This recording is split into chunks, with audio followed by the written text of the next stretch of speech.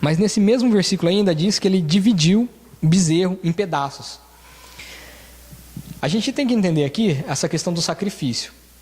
O sacrifício, gente, que Deus exigia era você pegar um animal sem defeito, de 1 ano, de 3 anos, tinha a idade certa para cada sacrifício, e daí você ofereceria esse animal.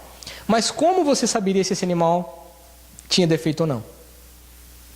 Então, se era um animal de 1 ano, gente, então você teria que cuidar desse animal desde que ele nasceu, e ficar cuidando ele 1 ano, porque se ele, no final, no último dia de ele se machucar, se tivesse um defeito, ele não poderia ser. Então era algo que você cuidava 1 ano pelo menos. 1 ano. Agora imagina você cuidando de um animal como você cuida de um cachorro, de algo que você não pode deixar machucar. Um cachorro, um gato, um animal de estimação, um hamster.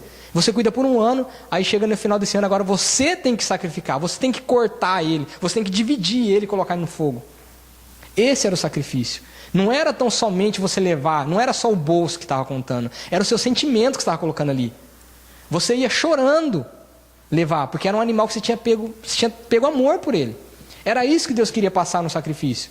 Entendeu? Quando Jesus sacrificou, era isso que Deus estava mostrando. Eu estou te dando aquilo que está doendo em mim, aquilo que é o meu melhor. Era isso que Deus esperava no sacrifício do Velho Testamento. Que você desse alguma coisa que estivesse doendo em você, algo que tivesse custado, algo que você tivesse olhado assim e falado: Deus, eu tenho amor por isso aqui. Então, o sacrifício, gente, não era só tirar dinheiro do bolso, que nem as igrejas hoje pregam. Não era só doer no bolso, doer no coração. Você sabia que aquele animal estava morrendo por causa dos seus pecados.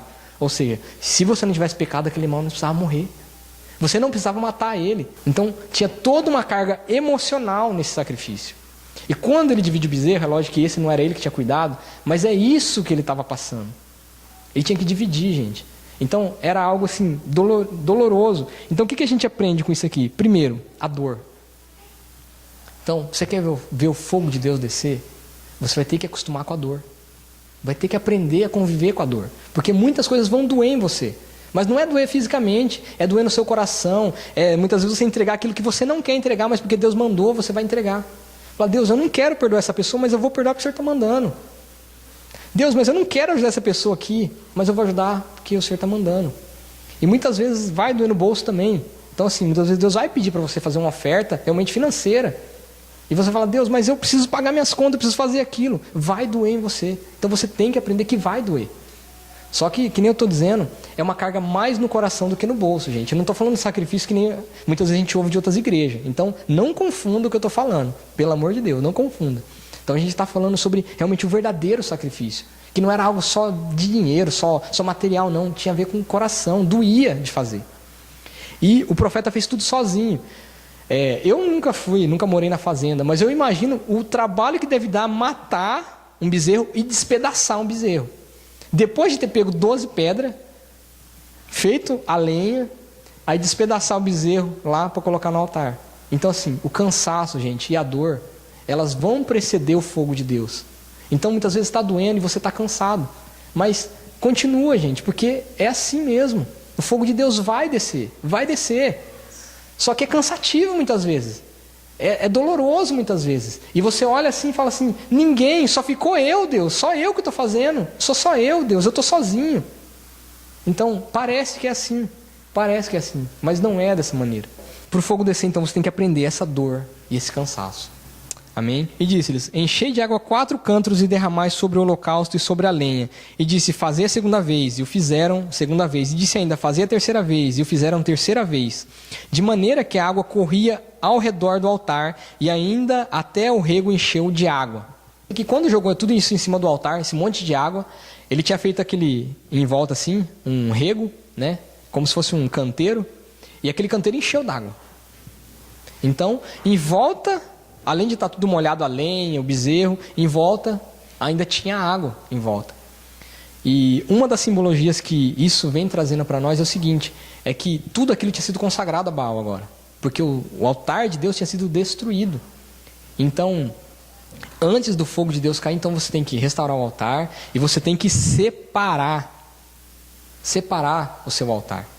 Então, separação tem a ver com santificação. Então, muitas vezes você está num lugar e todo mundo está pecando lá.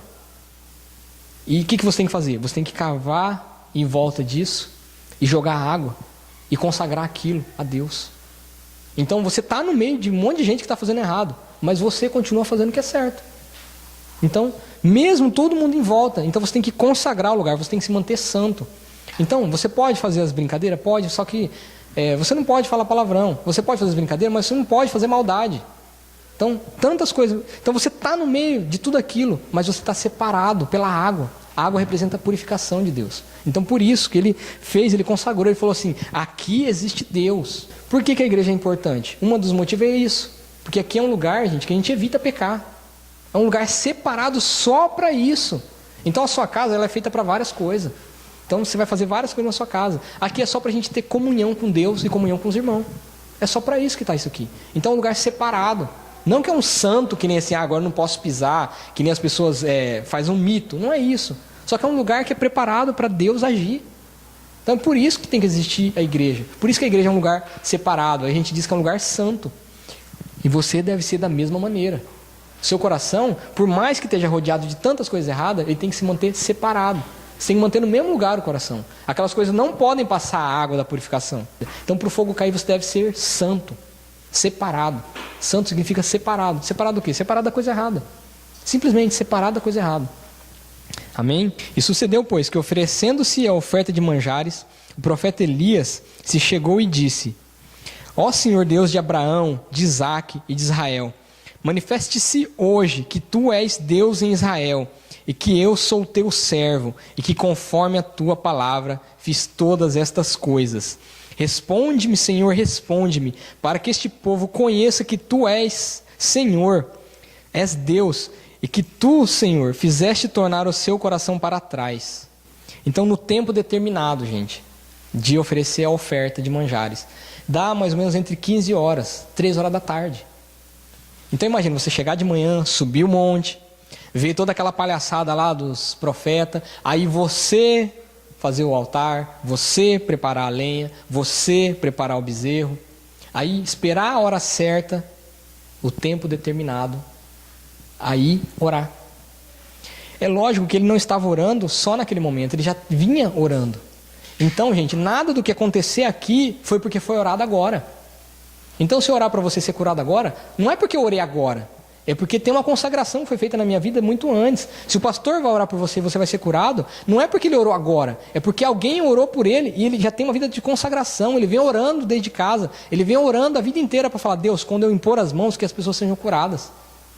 Então, não é uma oração que vai mudar a sua vida, é uma oração que é feita continuamente, e quando a gente chega aqui, a gente só libera a oração que a gente fez todo mês, todo dia. Então a gente fica o dia inteiro pensando, Deus, eu vou ministrar essa palavra, então me dá essa palavra aqui, porque quando eu ministrar eu quero que as pessoas sejam assim. E a hora que eu oro aqui, então só aquilo que eu já orei vai acontecer. Então a oração, gente, você deve orar continuamente. Orar continuamente. Então ore. Então quando a gente vê esperar a hora certa, então você vê também a paciência. Então você tem que ter paciência de ver as coisas de Deus acontecer. Então, para você ver o fogo cair, você tem que ter paciência. Você tem que perseverar, você tem que ter paciência. Então, persevere em oração, continua orando. Não caiu hoje? Ora para cair amanhã. Não caiu amanhã? Ora para cair depois de amanhã. Mas não para, porque vai cair. Num determinado momento, na hora certa, na hora da oferta, vai cair. Então, na hora certa, no tempo determinado, vai cair. Vai cair o fogo de Deus. Então, na hora certa, a sua oração vai ser respondida. Então, não é porque agora Deus ouviu a minha oração. Deus está ouvindo a sua oração desde quando você começou a orar. Só que a hora certa Ele vai responder, no tempo determinado. Então, persevere em oração e tenha paciência. O outro segredo do sucesso que ele faz aqui, ele diz assim, olha, porque eu fiz essas coisas conforme a tua palavra. Então, você quer que o fogo de Deus caia? Faça tudo conforme a palavra de Deus. Você tem que fazer tudo conforme a palavra de Deus. Então ele estava seguindo toda a palavra de Deus para acontecer isso aqui. Então se ele tivesse feito alguma coisa fora da palavra de Deus, provavelmente o fogo não cairia. Não cairia. Então muitas vezes por que a gente deixa de ser abençoado? Porque a gente faz 99% certo, né? É aquela barrinha do computador que carrega 99% e quando falta 1% você erra. Aí você perde todo o progresso, começa tudo de novo, a instalação, começa tudo de novo, o programa, começa tudo de novo. Parece que no último por cento parece que é o que mais demora. Chega 99% e fica assim, agora vai. Falta 1%. E esse 1% parece que demora todo o resto. Mas é assim. Então, glória a Deus. Se está lá, então não perca isso. Então, assim, faz tudo conforme a palavra de Deus. E no último momento, não perca isso. Não perca isso na última hora. Não perca. Amém? Então caiu o fogo do Senhor e consumiu o holocausto, e a lenha, e as pedras, e o pó, e ainda lambeu a água que estava no rego. Glória a Deus. Glória a Deus. O fogo de Deus vai cair na sua vida. O fogo de Deus vai cair na sua vida. Deus vai enviar fogo na sua vida. Deus vai mostrar o sinal dele na sua vida. Você vai ver Deus agindo na sua vida. Pode ter certeza disso, você vai ver. Você vai ver. Deus vai se mostrar para você de uma maneira que você nunca imaginaria. Você vai ver coisas tremendas da parte de Deus. Você vai ver fogo descendo. E não é fogo muitas vezes literal, mas você vai ver o que a gente chama de fogo. É bênção, é mudança, é algo que as pessoas de fora, mesmo que não acreditam em Deus, elas também vão ver na sua vida. Isso é fogo de Deus. Então muitas vezes a gente chama de fogo a conversão completa da pessoa. A pessoa vem à igreja e ela era tudo errado, né? É drogada, prostituída, ladra, assassina. Aí vem para a igreja, aí transforma. As pessoas falam, não te conheço mais. O que é isso? É o fogo de Deus. É algo que muda completamente a pessoa e muda as pessoas à volta também, porque não tem como negar que mudou. Não tem como negar. E eu digo isso do cristianismo com toda a propriedade mesmo. Eu falo com toda certeza. Eu nunca vi religião que muda o caráter da pessoa, exceto o cristianismo. Pode mudar a atitude, pode mudar muitas coisas, mas o caráter, só o cristianismo muda. Você pode ir para outra religião e ficar rico. Você pode ir para outra religião e ser curado. Você pode ir para outra religião lá e ver demônio, ver espírito, andar no teto. Você pode ver um monte de coisa. Mas mudança de caráter só no cristianismo acontece. Então esse é o fogo de Deus. É o que consome o holocausto. Então, nós temos que aprender isso. Então, que a gente vai ver essas maravilhas de Deus. A gente vai ver. Então, como eu falei no começo, tenha fé de que você vai ver. Tenha expectativa de que você vai ver. Tenha expectativa. Porque a fé é o firme fundamento das coisas que se não veem, mas é a certeza das coisas que você espera. Então, tenha certeza de que Deus vai fazer na sua vida, que você vai ver. Amém? E vendo todo o povo, caiu sobre os seus rostos e disse, só o Senhor é Deus, só o Senhor é Deus. Glória a Deus. As pessoas vão reconhecer, nós vamos reconhecer que só o Senhor é Deus. Pode não ser hoje, pode não ser amanhã, mas um dia todos estarão de joelhos diante de Jesus e vão ter que dizer, só Jesus é o Senhor. Todos, sem exceção, vão ter que dizer isso. Ateu vai ter que dizer? Vai ter que dizer. Aquele que era lá, vai ter que dizer. Aquele que torcia para o Satanás, vai ter que dizer. Não interessa, vai ter que dizer. Todos vão ter que dobrar o joelho e dizer. Então, vai chegar um momento que a gente vai colocar, que nem eles aqui, ó, o rosto no chão, no pó mesmo, e reconhecer, só o Senhor é Deus. Aí vem agora aquilo que eu falei, a vingança da parte de Deus. Agora acabou a misericórdia. Então Elias lhes disse, lançai mão dos profetas de Baal, e que nenhum deles escape.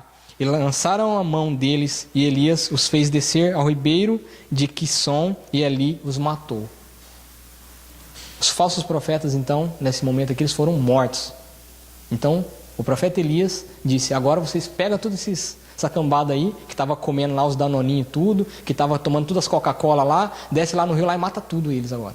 Mata tudo, porque eles estavam comendo das bênçãos de Deus, que era para o povo, e roubando o povo. Então, foram tudo morto.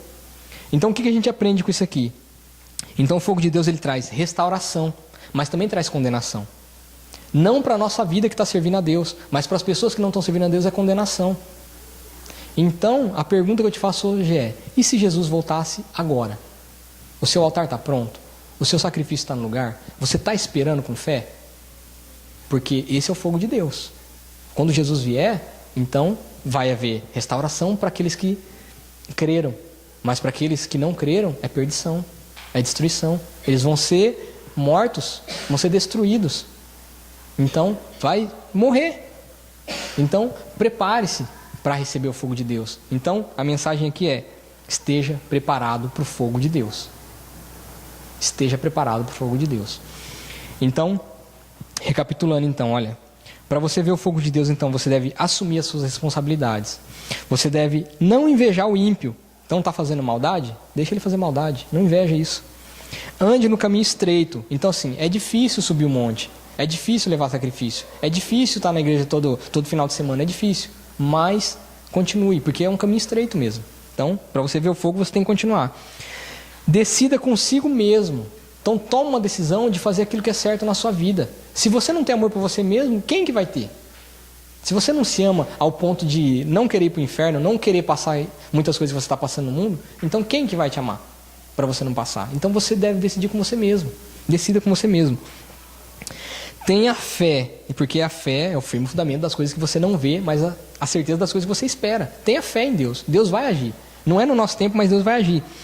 Olha, aí você tem que provar a sua obediência. Prova a sua obediência, porque o sacrifício é obediência.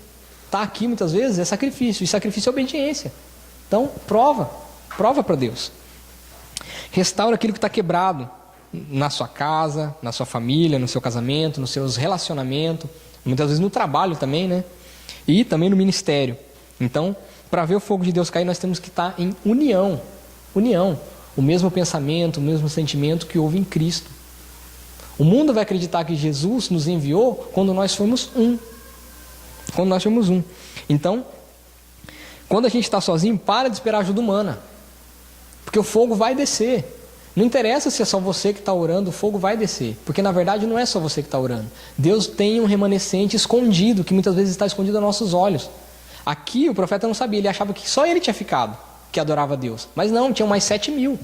Tinha mais 7.000 pessoas escondidas, que não tinha se dobrado diante de Baal, que não tinha adorado ele, não tinha beijado ele.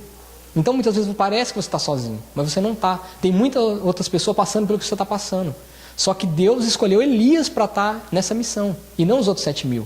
Então se Ele escolheu você para fazer isso que você está fazendo, é você. Não espera os outros 7.000 fazer. Então para de esperar ajuda. Para de achar que está sozinho. Você não está sozinho. Você com Deus é maioria. Glória a Deus. Então, tenha vontade, gente. Então, assim, o fogo, ele precisa de lenha. E a fé precisa de vontade. A bênção precisa de vontade. Então, para você ver o fogo de Deus, tenha vontade mesmo. Vontade mesmo, vontade verdadeira. Vontade que nem aquela quando você fica o dia inteiro com fome e chega em casa assim querendo comer. É vontade, entendeu? Aí, se vem alguma coisa um pouquinho diferente assim, você não fala, eu não vou comer não. Não, você vai comer porque você está com fome. Então, assim, essa vontade. Tenha vontade. Tenha fome mesmo, é vontade. Aí aprenda com a dor e com o cansaço. Então, aprenda, gente. Aprenda com a dor e com o cansaço. Aprenda. Porque sacrifício vai doer.